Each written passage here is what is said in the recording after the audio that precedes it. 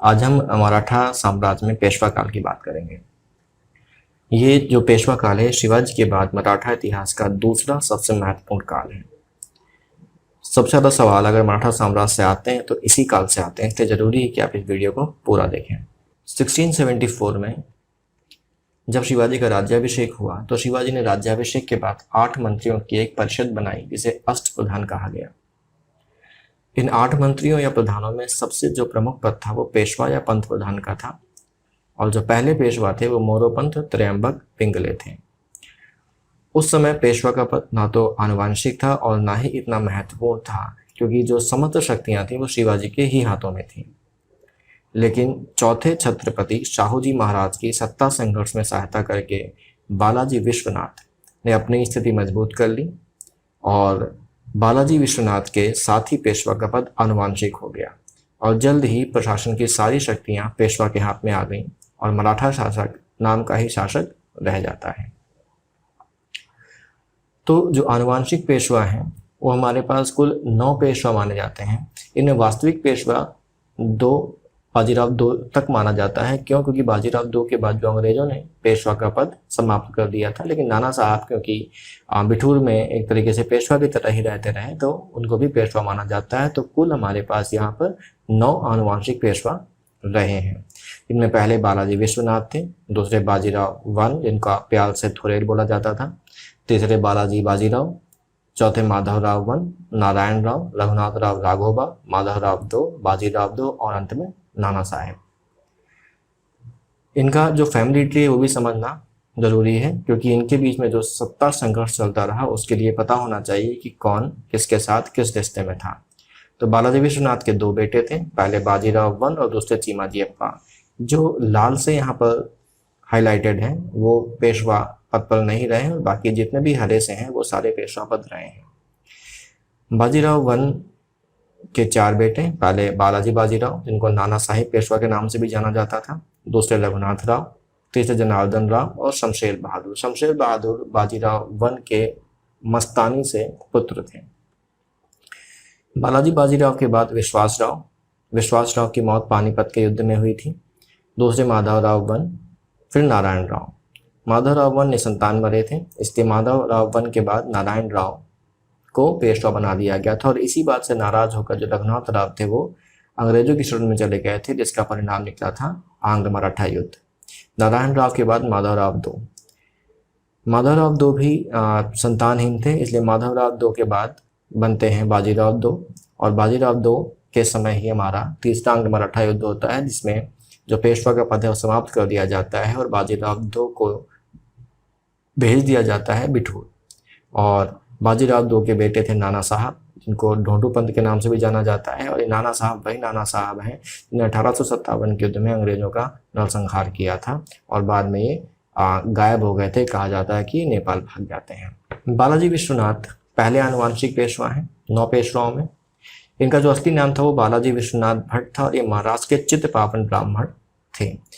तो सबसे important point एक हमारे पास यहाँ पर निकल के आता है कि जो पेशवा थे वो कौन से ब्राह्मण थे, तो इसका जवाब है यहाँ पर चित्तपावन ब्राह्मण थे, आनुवंशिक पेशवाओं में पहले थे। शाहूजी महाराज जब औरंगजेब की कैद में थे तब जो मराठा शासन था वो ताराबाई और शिवाजी 2 के हाथ में था और ताराबाई लगातार मुगलों से संघर्ष करती रहीं, मुगलों की नाक में दम कर किए रहीं। तो मुगलों ने ताराबाई से परेशान होकर मराठा में फूट डालने के लिए शाहू जी को अपनी कैद से आज़ाद कर दिया और कैद से आज़ाद होने के बाद शाहू जी ने अपनी सत्ता हथियाने के लिए बालाजी विश्वनाथ की मदद ली। तो बालाजी विश्वनाथ, धनजी जाधव और 1-2 और लोगों ने इनकी मदद की शाहूजी महाराज की, और शाहूजी महाराज की मदद करने के बाद ताराबाई को गद्दी से हटा दिया और गद्दी से हटाने के बाद शाहूजी महाराज को गद्दी पर बैठा दिया जाता है।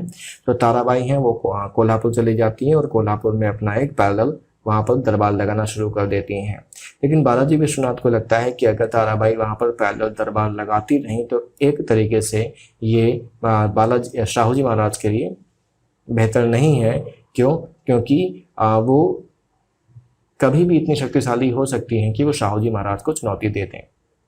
तो बालाजी विश्वनाथ ने उस चीज़ को भी ख़त्म करने के लिए राजा राम जो ताराबाई के पति थे उनकी दूसरी पत्नी रजसबाई को तैयार किया और रजसबाई को विद्रोह के लिए उकसाया। रजसबाई ने कोल्हापुर में विद्रोह किया और ताराबाई को कोल्हापुर भी छोड़ना पड़ता है और कोल्हापुर में रजसबाई अपने बेटे संभाजी II को गद्दी पर बैठा देती हैं।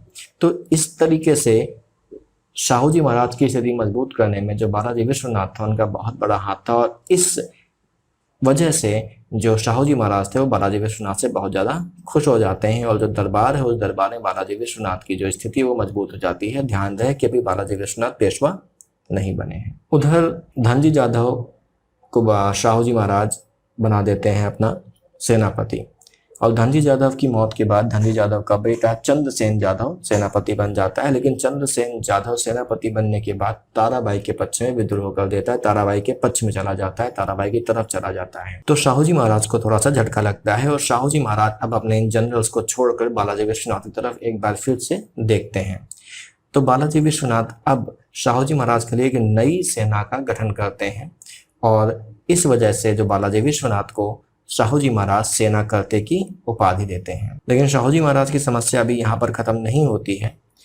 शाहू जी महाराज का एक कमांडर था कान्होजी आंग्रे। ये कान्होजी आंग्रे विद्रोह कर देता है और मराठों के राजमाची और लोहगढ़ के किलों पर कब्जा कर लेता है। कान्होजी आंग्रे का दमन करने के लिए जो शाहू जी महाराज है वो उस समय के पेशवा बहिरोजी पिंगले के नेतृत्व में एक बड़ी सेना भेजते हैं। लेकिन कान्होजी आंग्रे बहिरोजी पिंगले और उनकी सेना को हरा देता है और बहिरोजी पिंगलों को कैद कर लेता है। शाहू जी महाराज एक बार फिर से बालाजी विश्वनाथ की तरफ देखते हैं और बालाजी विश्वनाथ को अपना प्रतिनिधि बनाकर कान्होजी आंग्रे से बात करने के लिए भेजते हैं। बालाजी विश्वनाथ युद्ध का रास्ता नहीं अपनाते हैं बल्कि अपनी कूटनीति का इस्तेमाल करते हैं और एक तरीके से कान्होजी आंग्रे से निगोशिएट करते हैं और निगोशिएट करके उसको शाहू जी महाराज के पक्ष में ले आते हैं। इस बात से प्रसन्न होकर शाहू बालाजी विश्वनाथ को पेशवा बना देते हैं बहिरोजी पिंगले को हटाने के बाद और 16 नवंबर 1713 को बालाजी विश्वनाथ पेशवा नियुक्त होते हैं। यहाँ पर एक बात ध्यान देने वाली है कि शाहू जी महाराज की इतनी मुसीबतों में सहायता करने के बाद जो बालाजी विश्वनाथ थे वो पेशवा बनते हैं और पेशवा बनने के बाद उनकी स्थिति जो है वो पहले के पेशवाओं से काफ़ी ज़्यादा मजबूत और सुदृढ़ हो चुकी होती है। उधर दिल्ली में 1707 में औरंगजेब की मौत के बाद औरंगजेब का बेटा बहादुर शाह प्रथम गद्दी पर बैठता है और बहादुर शाह के बाद जहांगीर शाह गद्दी पर बैठता है। जहांगीर शाह के समय ही जो मुगल दरबार है वहाँ पर दो भाइयों सैयद हुसैन अली खान बरहा और सैयद हसन अली खान बरहा का उदय होता है और इन दोनों भाइयों की सहायता से जहांगीर शाह का भतीजा फर्रुखसियार जहांगीर शाह को जनवरी 1713 में आगरा के युद्ध में हरा देता है और बादशाह बन जाता है। लेकिन असली शक्तियां अब सैयद भाइयों के हाथों में आ जाती हैं जो फर्रुखसियार को एक कठपुतली की तरह इस्तेमाल करते हैं। ये जो दो भाई हैं इनमें से सैयद हुसैन अली खान बरहा इसको मीर बख्शी बना दिया जाता है, मीर बख्शी यानी कि सेनापति बना दिया जाता है और दूसरा सैयद हसन अली खान बरहा वजीर बना दिया जाता है और इन दोनों भाइयों के हाथ में सत्ता की असली शक्तियां आ जाती हैं और ये फर्रुखसियार को कठपुतली की तरह इस्तेमाल करते हैं। फर्रुखसियार वैसे तो एक अयोग्य और क्रूर शासक था लेकिन वो भी कुछ समय के बाद सैयद भाइयों से आजिज आ जाता है और उनसे छुटकारा पाने का तरीका खोजना शुरू कर देता है और इनके खिलाफ षड्यंत्र रचने लगता है और इसी षड्यंत्र के एक भाग के रूप में वो सैयद हुसैन अली खान बरहा जो कि उसका मीर बख्शी यानी कि सेनापति था उसको दक्षिण में मुगल अधिकार दोबारा जमाने के लिए भेजता है और दूसरी तरफ मराठा सरदारों से ये कहता है कि आप सैयद हुसैन अली खान बरहा को मार दीजिए। हुसैन अली खान बरहा को इसकी जानकारी नहीं होती और जब हुसैन अली खान बरहा उधर मराठों से जब युद्ध कर रहा होता है और मराठों को हरा नहीं पाता है तो वो उनसे शांति की अपील करता है और जुलाई 1718 में बालाजी विश्वनाथ और हुसैन अली खान बरहा के बीच में एक संधि होती है जिसमें हुसैन अली खान बरहा क्योंकि सारी शक्तियां उसके पास थीं लगभग मराठों को दक्कन के उनके इलाकों में चौथ और सरदेश मुखी वसूलने का अधिकार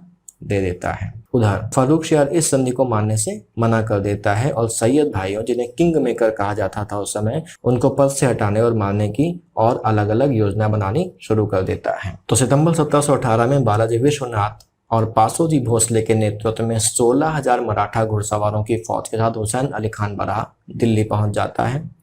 फर्रुखसियार का तख्ता पलट दिया जाता है और उसे अंधा करके कैद कर दिया जाता है और 1719 में सैयद ब्रदर्स फर्रुखसियार की हत्या कर देते हैं। और फर्रुखसियार के स्थान पर रफ़ी उल दर्जत को मुगल बादशाह बना दिया जाता है। रफ़ी उल दर्जत मराठा संधि को सहमति दे देता है। रफ़ी उल दर्जत की कुछ समय के बाद जो है वो क्षय रोग से यानी कि टीबी से मौत हो जाती है। रफ़ी उल दर्जत के बाद रफ़ी उल दौरा को बनाया जाता है।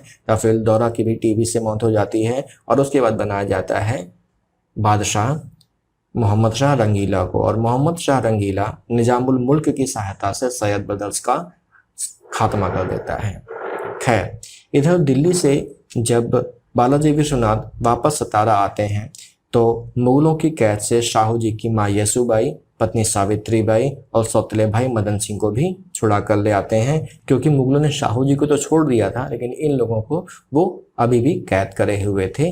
12 अप्रैल 1720 को बालाजी विश्वनाथ की मौत हो जाती है और बालाजी विश्वनाथ की मौत के बाद शाहू जी महाराज बाजीराव वन को पेशवा बना देते हैं। सबसे योग्य और सबसे कुशल जो पेशवा माने जाते हैं वो बाजीराव वन माने जाते हैं, जिनके ज़माने में पेशवा साम्राज्य अपने चरमोत्कर्ष पर पहुंच गया था। बाजीराव बल्लाल बालाजी भट्ट 1720 में 20 वर्ष की अवस्था में चौथे छत्रपति शाहू जी द्वारा पेशवा बनाए जाते हैं और इसी के साथ आनुवंशिक पेशवा की शुरुआत हो जाती, क्योंकि ये पिछले पेशवा के पुत्र थे। ये सभी 9 पेशवा में सबसे प्रभावशाली थे। इन्होंने हिंदू पद पातशाही की स्थापना का लक्ष्य निर्धारित किया और मुगलों को भारत से उखाड़ फेंकने की योजना बनानी शुरू करी। बाजीराव वन को मराठा साम्राज्य के विस्तार का श्रेय दिया जाता है, खास तौर से उत्तर भारत में मराठा साम्राज्य का विस्तार। उत्तर भारत में उस समय मुगल थे और मुगल साम्राज्य डिसइंटीग्रेट हो रहा था, अपना पतन की ओर बढ़ रहा था और इस चीज का फायदा उठाया बाजीराव वन ने। बाजीराव वन ने 1737 पर दिल्ली में आक्रमण किया और लूट की बड़ी रकम के साथ लौटते हैं। अब उधर मोहम्मद शाह रंगीला बादशाह बन चुका था और उसने जब ये दिल्ली को लूट कर लौटे, उसके बाद जो मोहम्मद शाह रंगीला था उसने निजामुल मुल्क को शाही सेना का सुप्रीम कमांडर बनाकर 70,000 सेना की फौज के साथ मराठों पर आक्रमण करने के लिए भेज दिया। इस युद्ध में बाजीराव वन ने अपने भाई चीमाजी अप्पा के साथ सेना का नेतृत्व किया और निजाम को भोपाल की संधि करने पर मजबूर कर दिया, जिसमें मुगलों को पूरा मालवा और उसके साथ साथ 50 लाख रुपए युद्ध हल जाने के रूप में मराठों को देने पड़े। मराठा साम्राज्य क्योंकि बहुत विस्तार हो गया था तो उसके प्रशासन में आसानी हो, इसके लिए बाजीराव वन ने ग्वालियर में सिंधिया, इंदौर में होलकर, मल्हारराव होलकर के अध्यक्षता में और बड़ौदा में गायकवाड़ और धार में पवार राजघरानों की स्थापना मराठा साम्राज्य के भाग के रूप में की, जिससे कि मराठा साम्राज्य का प्रशासन करने में आसानी रहे। बाजीराव वन ने लगभग 41 से अधिक बड़े और छोटे युद्ध लड़े और किसी भी युद्ध में वो पराजित नहीं हुए। बाजीराव वन के नेतृत्व में मराठों ने सिद्दी, ध्यान रहे ये सिद्दी वही हैं जो जंजीरा में राज करते थे और जिनको शिवाजी अपने जीवन काल में कभी भी हरा नहीं पाए थे, उन सिद्दियों को भी बाजीराव वन ने पराजित किया। इसके अलावा मुगल, पुर्तगाली, निजाम और मोहम्मद खान बंगश को भी हराया। मुगलों के गवर्नर मोहम्मद खान बंगश ने 1727 में बुंदेलखंड पर घेरा डाला और वहाँ का जो राजा था उसका नाम था छत्रसाल बुंदेला। छत्रसाल बुंदेला ने जब अपनी हार होते हुए देखी तो उसने बाजीराव वन से सहायता मांगी। बाजीराव वन सहायता करने जाते हैं और जैतपुर के पास बंगश को पराजित कर देते हैं, मोहम्मद खान बंगश को हरा देते हैं। इससे प्रभावित होकर जो छत्रसाल बुंदेला है वो बाजीराव वन को अपना दत्तक पुत्र मान लेता है और अपने राज्य का 1/3 भाग, जिसमें सागर, बांदा और झांसी शामिल थे, वो बाजीराव वन को दे देता है। ये जो सागर, बांदा और झांसी का हिस्सा था, ये जो भाग बाजीराव को मिलता है, इस भाग के प्रशासन के लिए जो बाजीराव हैं वो गोविंद पंत को वहां पर नियुक्त करते हैं। यही गोविंद पंत बाद में झांसी का राजवंश शुरू करते हैं और इन्हीं के वंश में आगे जाकर रानी लक्ष्मीबाई होती हैं, झांसी की रानी, गोविंद पंत के वंश में। अपने राज्य का 1/3 भाग देने और दत्तक पुत्र मानने के अलावा छत्रसाल बुंदेला बाजीराव को मस्तानी भी भेंट में देता है, जो छत्रसाल बुंदेला की एक उपपत्नी जो फारस की थी उसकी बेटी थी। बाजीराव वन मस्तानी से शादी करते हैं या नहीं करते हैं ये एक अलग बात थी, इसके बारे में कोई जानकारी वैसे नहीं मिलती है, लेकिन मस्तानी से इनका एक बेटा होता है जिसका नाम था शमशेर बहादुर, जो बाद में इस्लाम धर्म कबूल कर लेता है। पुर्तगालियों से जो युद्ध होता है उसको वसईक युद्ध के नाम से जाना जाता है और इस वसईक युद्ध में चीमाजी अप्पा ने पुर्तगालियों को हराया था। ध्यान रखें, ये एग्जाम में आता है, वसईक युद्ध किसके बीच में हुआ था, तो वसईक का युद्ध मराठों और पुर्तगालियों के बीच में हुआ था और इस युद्ध में चीमाजी अप्पा ने पुर्तगालियों को हराकर सलसेट्टी और भसीन पर अधिकार कर लिया था। सलसेट्टी हमारा एक आइलैंड है, इस आइलैंड पर ही बम्बई बसा हुआ है। ठीक है, तो ये बात ध्यान रखने वाली है। सलसेट्टी एक आइलैंड है और इस आइलैंड पर ही बम्बई बसा हुआ है, जिसको हम आज मुंबई के नाम से जानते हैं। एक बात और ध्यान देने वाली है कि शाहू जी महाराज के पहले अगर हम शिवाजी की बात करें, शिवाजी के समय जो राजधानी थी वो रायगढ़ थी। उसके बाद जब राजा राम मुगलों से भागते हैं तो वो राजधानी जिंजी को बनाते हैं और उसके बाद जब शाहू जी छूट के आते हैं तो शाहू जी अपनी राजधानी बनाते हैं सतारा को और जो दूसरी राजधानी बनती है वो बनती है कोल्हापुर में। सतारा में राज कर रहे होते हैं शाहू जी महाराज और कोल्हापुर में राज कर रही होती हैं पहले ताराबाई और ताराबाई के बाद संभाजी दो। तो अगर हम शाहू जी को ही हेड माने और तो मानते हैं कि शाहू जी की राजधानी जो थी वो सतारा थी और अब यहाँ पर क्योंकि दो शक्तियाँ हो गई थी, एक शाहू जी जो कि नॉमिनल हेड थे और दूसरे बाजीराव वन जो कि पेशवा थे और प्रशासनिक हेड थे। तो पेशवा के रूप में बाजीराव वन अपनी प्रशासनिक राजधानी को सतारा से उठाकर पुणे में ले आते हैं और पुणे में ये एक किले का निर्माण करवाते हैं जिसका नाम रखा जाता है शनिवार वाड़ा। तो अब जो शाहू जी महाराज हैं वो सतारा में बैठे हुए हैं और जो बाजीराव वन है वो पुणे से बैठकर प्रशासन चला रहे होते हैं। 1740 में बाजीराव वन की मौत हो जाती है। बाजीराव वन के बाद जो अगले बनते हैं वो बनते हैं बालाजी बाजीराव, अगले पेशवा। ये तीसरे पेशवा हैं, आनुवांशिक तीसरे पेशवा। इनके समय में दो मुख्य घटनाएं होती हैं, एक संगोला एग्रीमेंट और दूसरा पानीपत का तीसरा युद्ध। संगोला एग्रीमेंट के अंतर्गत अब आधिकारिक रूप से पेशवा मराठा साम्राज्य का हेड बन जाता है और जो मराठा शासक होता है वो मात्र एक नॉमिनल हेड बन जाता है। इसके पहले भी जो शक्तियां थी वो पेशवा के हाथ में थी लेकिन वो ऑफिशियली नहीं था, लेकिन संगोला एग्रीमेंट के द्वारा अब ऑफिशियली आधिकारिक रूप से पेशवा मराठा संघ का हेड बन जाता है। पानीपत का तृतीय युद्ध भी होता है। पानीपत का तृतीय युद्ध मराठा साम्राज्य को छिन्न भिन्न कर देता है। तो ये दो मुख्य घटनाएं बालाजी बाजीराव के काल में होती हैं। बालाजी बाजीराव, इनको नाना साहेब पेशवा के नाम से भी जाना जाता है। संगोला एग्रीमेंट की अगर बात करें तो शाहू जी की मौत के बाद राम राजा ताराबाई और बालाजी बाजीराव के बीच में होता है। एक अगर हम बात करें तो ताराबाई का नाम दो लोगों से लगा हुआ है। जो ताराबाई थी वो राजा राम की पत्नी थी और राजा राम की मौत के बाद जब शाहू जी महाराज मुगलों के कैद में थे तो शिवाजी दो को राजा बनाया था। बाद में शिवाजी दो को जब हटा दिया जाता है तो शिवाजी दो की मौत हो जाती है और शिवाजी दो की मौत के बाद ताराबाई बोलती हैं कि शिवाजी की जो पत्नी है वो गर्भवती थी और उनसे एक पुत्र का जन्म होता है जिसका नाम रखा जाता है राम राजा। इस राम राजा को शाहू जी महाराज क्योंकि चाइल्डलेस होते हैं तो वो गोद ले लेते हैं और गोद लेने के बाद शाहू जी महाराज की मौत के बाद ताराबाई इस राम राजा को मराठा शासक बनवा देती हैं और इसका जो ऑफिशियल नाम रखा जाता है वो राजा राम दो रखा जाता है। तो इसी राम राजा या राजा राम दो के साथ बालाजी बाजीराव संगोला एग्रीमेंट करते हैं और इस एग्रीमेंट के अंतर्गत जो ऑफिशियली जो पेशवा था वो मराठा संघ का अध्यक्ष बन जाता है, प्रमुख बन जाता है। बालाजी बाजीराव पिता की तरह, अपने पिता बाजीराव वन की तरह ही काबिल, समर्थ और ऊर्जावान थे और ये भी मराठा साम्राज्य को बहुत अधिक विस्तार करते हैं और इनके नेतृत्व में मराठा साम्राज्य का जो विस्तार है वो अपने अधिकतम लेवल पर पहुंच जाता है।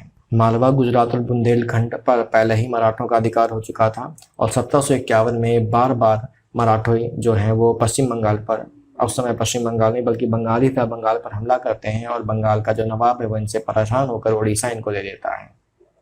तो ये उधर उड़ीसा तक पहुंच जाते हैं। 1760 में हैदराबाद के निजाम को पराजित कर देते हैं और हैदराबाद का निजाम इनको एक बहुत बड़ा इलाका भेंट देता है जिसका जो राजस्व था वो 62 लाख रुपए वार्षिक होता था।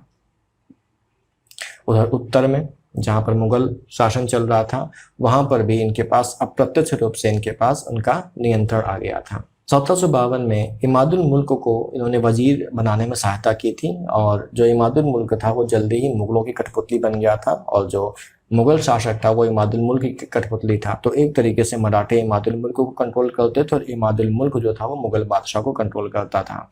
तो अप्रत्यक्ष रूप से जो मुगल शासन था वो मराठों के कंट्रोल में आ गया था और मराठे बालाजी बाजीराव के समय में बहुत ज़्यादा मजबूत हो गए थे और ये बहुत ज़्यादा आत्मविश्वासी भी हो गए थे। इसी आत्मविश्वास में ये दिल्ली पर अपना अप्रत्यक्ष नियंत्रण करने के बाद पंजाब की तरफ बढ़ते हैं, जो इनके लिए एक बहुत बड़ी गलती साबित होता है। पंजाब में अहमद शाह अब्दाली ने जब भारत पर हमला किया था तो उसने पंजाब पर अधिकार कर लिया था और पंजाब पर अधिकार करने के बाद उसने अपने बेटे तैमूर शाह दुर्रानी को वहां पर अपना गवर्नर बना के बैठा दिया था। जब ये मराठे पंजाब पहुंचते हैं तो पंजाब में तैमूर शाह अब्दाली या तैमूर शाह दुर्रानी एक ही बात है, उसको भगाकर वहां पर कब्जा कर लेते हैं। तैमूर शाह दुर्रानी बेटा है अहमद शाह अब्दाली का, जो उस जमाने का सबसे बड़ा लुटेरा और सबसे बड़ा योद्धा माना जाता है।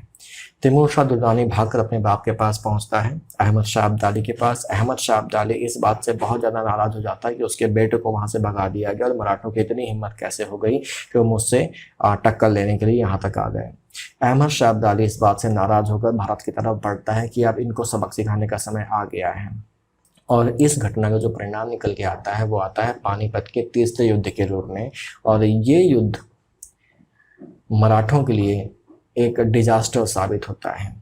मराठा सेना बुरी तरीके से इस युद्ध में हार जाती है और मराठा साम्राज्य है वो छिन्न भिन्न हो जाता है।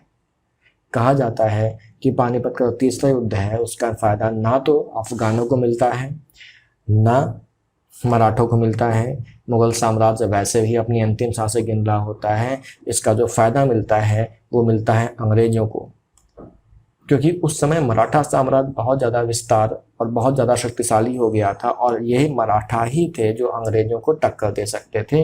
और पानीपत के युद्ध के बाद जो मराठा हैं वो भी बहुत ज़्यादा कमज़ोर हो जाते हैं और उनकी इस कमज़ोरी का फ़ायदा अंग्रेज़ उठाते हैं और एक बहुत बड़ी शक्ति के रूप में उभर के सामने आते हैं और धीरे धीरे वो पूरे भारत पर अपना राज फैला लेते हैं। पानीपत के तीसरे युद्ध में बालाजी बाजीराव के बेटे विश्वास राव की मौत हो जाती है और बहुत से समर्थ योद्धाओं की मौत हो जाती है।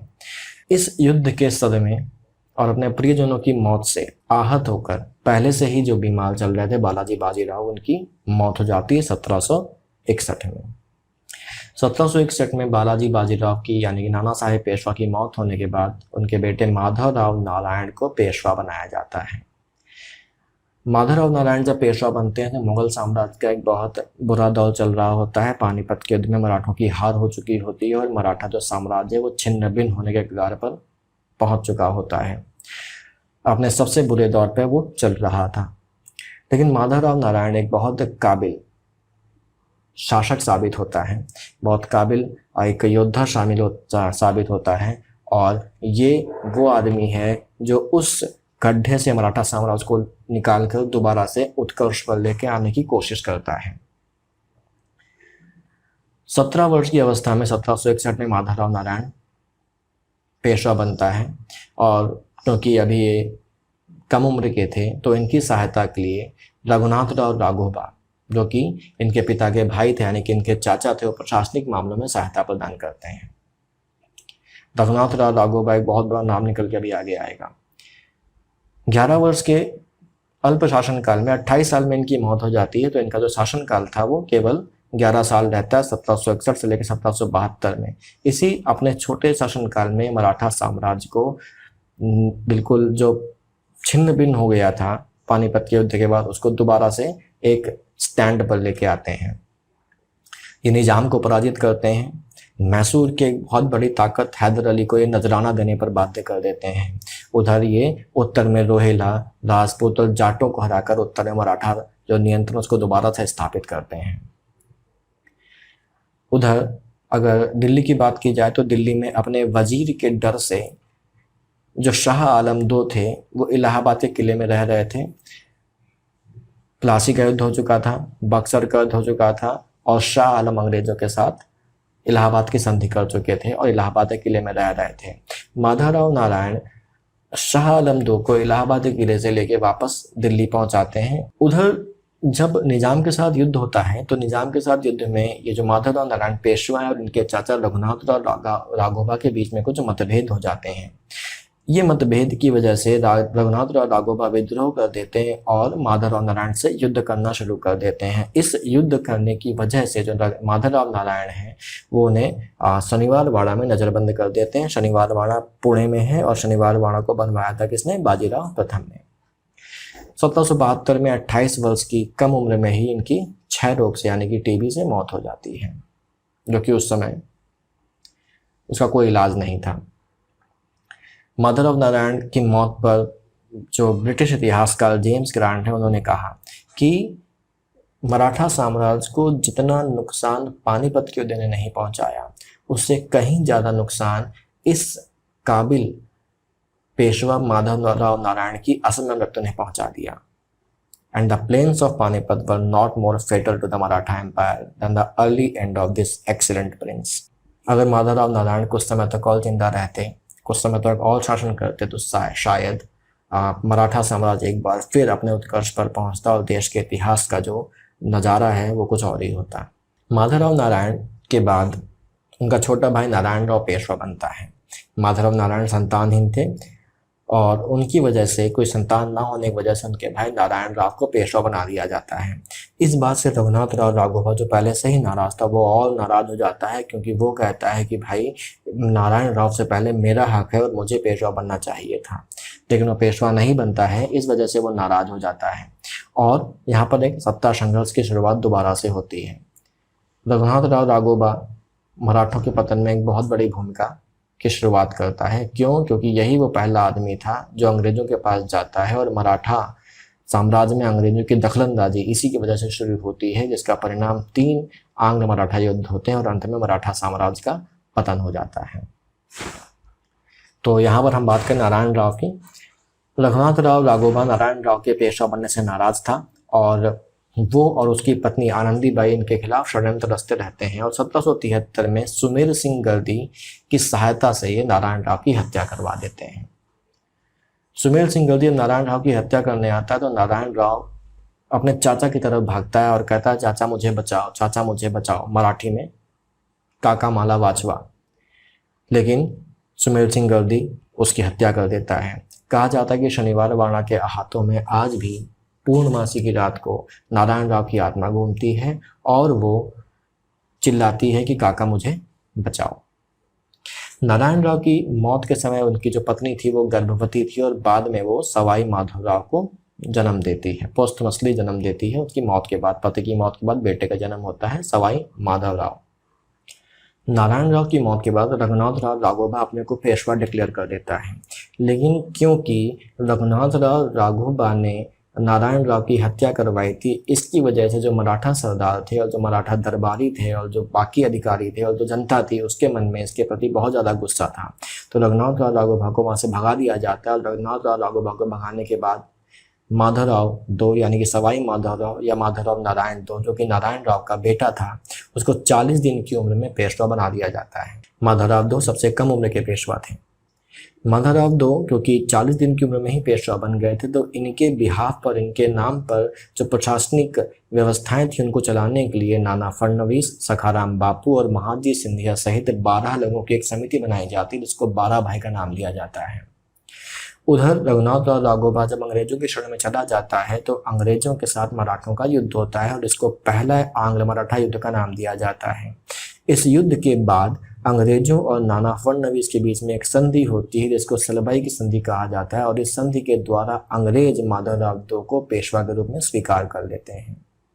माधवराव दो बहुत कम उम्र में पेशवा बन गए थे, तो इनका पूरा बचपन, जो बचपन के सुख होते हैं उनको पाने में ये संघर्ष करते रहे, क्योंकि जो ये 12 भाई की समिति थी और जो नाना फडणवीस थे वो इनको एक पेशवा की तरह पेश करते थे और ना तो इनको खेलने कूदने दिया जाता था और ना ही और बच्चों की तरह इनको अपना कोई मनोरंजन करने दिया जाता था। तो ये बचपन से बहुत ज़्यादा फ्रस्ट्रेट हो गए थे और इसी फ्रस्ट्रेशन में आखिरी में 1795 में शनिवार वाड़ा की दीवार से कूदकर आत्महत्या कर लेते हैं।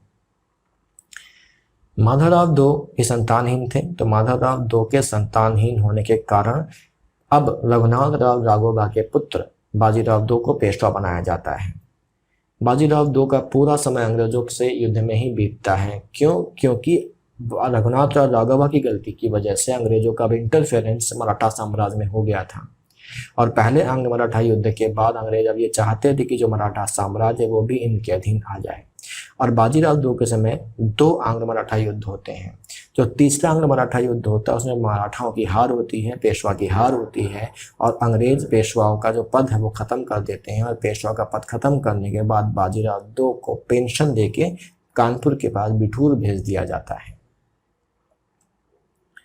बाजीराव दो के बाद नाना साहब ढूंढू पंत, उनके बेटे पेशवा बनते हैं।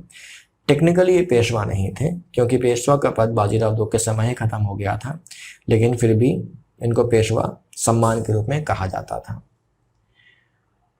1857 में जो भारत का स्वतंत्रता संग्राम हुआ था उसमें तात्या टोपे और अजीमुल्ला खान के साथ कानपुर में इन्होंने विद्रोह का नेतृत्व किया था। कानपुर में अंग्रेजों का नरसंहार किया था, और बाद में जब अंग्रेजों ने कानपुर पर दोबारा कब्जा किया तो उस समय ये गायब हो गए और कहा जाता है कि ये नेपाल चले गए। तो इस तरीके से यहाँ पर पेशवा साम्राज्य का अंत हो जाता है और मराठा साम्राज्य खत्म हो जाता है, और अब उस पर अंग्रेजों का एक अधिकार हो जाता है। अगले वीडियो में हम पानीपत के युद्ध और आंग्ल मराठा युद्धों के बारे में बात करेंगे। अगर आपको ये वीडियो पसंद आता है तो आप इस वीडियो को लाइक करें, अपनी राय कमेंट करें और इस वीडियो को शेयर करें, और हमारे चैनल को सब्सक्राइब करें और बेल आइकन दबा दें जिससे कि आपको अगली वीडियोस का नोटिफिकेशन मिलता रहे।